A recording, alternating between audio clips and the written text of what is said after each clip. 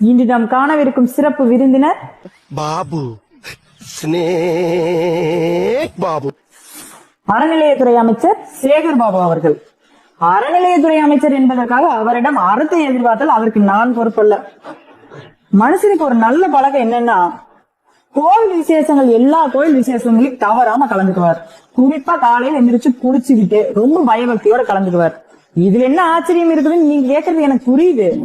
திமுகவை பொறுத்த வரைக்கும் கடவுளை நம்புறவன் காட்டு மிராண்டி, கோயிலுக்கு போறவன் அயோக்கியன்னு சொல்லி நம்பிட்டு இருப்பாங்க. ஆனா பெரியார் கொள்கை வெங்காயத்தில ஃபாலோ பண்ணணுங்கிற அவசியம் நம்ம சேகர் பாபுக்கு கிடையாது. ஏன்னா இவர்தான் ஹைபிரிட் திமுக காரராச்சு. அதாங்க இந்த தக்காளி கத்திரிக்காயில விதை இல்லாம ஹைபிரிட் பண்ணிருப்பாங்கல்ல, அது மாதிரி திமுகவுக்கும் அதிமுகவுக்கும் இடையே உள்ள கலப்பால் உருவான ஹைபிரிட் திமுக காரங்க இவரு. திமுக அதிக செல்வாக்கோட இருக்கிறது யாருன்னு பாத்தீங்கன்னா அதிமுகவுல இருந்து திமுகவுக்கு தாவணங்களா தான் இருக்கு. இவருக்கு வச்சதுதான் திமுகவுல சட்டம். காலையில எந்திரிச்சு நெத்தியில பட்டை போட்டுக்கிட்டு காவி வேட்டியோட இவங்க சுத்துறத பார்த்தா பெரியாராவது வெங்காயமாவது கேட்க தோணுது. நம்ம அமைச்சருக்கு விசேஷ நாள் வந்துட்டா போகுது, நம்ம சின்ராச கையிலேயே உடிக்க முடியாதுங்கிற மாதிரி மக்கள் எக்கேடு கட்டு போனா என்ன, வரிசையில எவ்வளவு நேரம் நின்னா என்னங்கிற மாதிரி ஆள்ல தரிசனம் பாக்குறதுக்கு போயிட்டே இருப்பாரு. சரி, நேரா விஷயத்துக்கு வர்றேன்.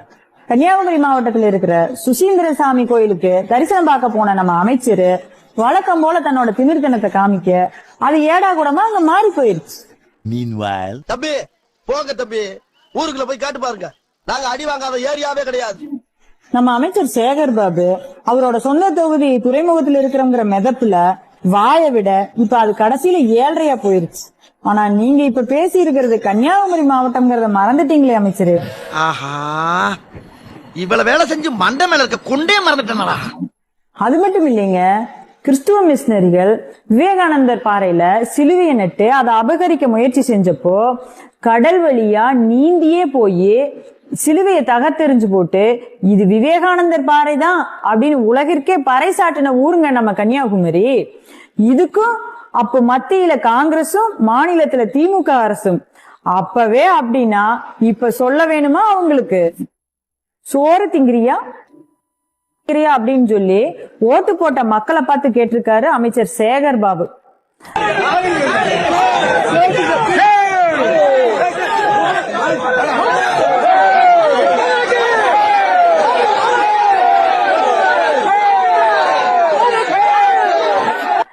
பொதுவாவே நான் எப்பவுமே திமுக காரங்கிட்ட என்னைக்கும் நாகரிகத்தை எதிர்பார்த்தது இல்ல. அதனால எனக்கு இதுல ஆச்சரியம் இல்ல. நீங்களுமே உங்க தலைவர் குடும்பமும் எதை திங்கிறீங்களோ அதை விட உயர்ந்த உணவை தான் மக்கள் சாப்பிட்டுட்டு இருக்கிறாங்க. ஏன்னா அவங்க உழைச்சு வாங்கின பணத்துல அரிசி வாங்கி சாப்பிட்டுட்டு இருக்கிறாங்க, மத்தவங்க மாதிரி திருடின பணத்துல இல்ல. அப்புறம் என்ன கேட்டீங்க அமைச்சரு?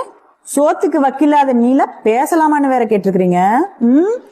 நீங்களுமே உங்க தலைவர் தானே தஞ்சாவூர்ல இருக்கிற லட்சக்கணக்கான ஏக்கர் வயலிலும் ஏற பூட்டி நெல்ல விதைச்சு மக்களுக்கு படி இழந்துட்டு இருக்கிறீங்கிற நினைப்புல பேசிட்டு இருக்கிறீங்க. பாரத அன்னை வாழ்கன்னு சொல்லாம பின்ன உதயநிதி அன்னை வாழ்கன்னா சொல்லுவாங்க? கொஞ்சமாவது அறத்தோட நடந்துக்குங்க அறநிலைத்துறை அமைச்சரே. அரசன் அன்று கொள்வான், தெய்வம் நின்று கொள்கிறத மறந்துடாதீங்க. கடைசியா ஒரு விஷயம் என்னன்னா, மீண்டும் ஒரு முறை திமுக ஆட்சிக்கு வந்தால் உழைத்து சாப்பிடும் அனைவருக்கும் சோத்துக்கு வக்கில்லாமல் போய்விடும் என்பது மட்டும் தெளிவாக தெரிகிறது.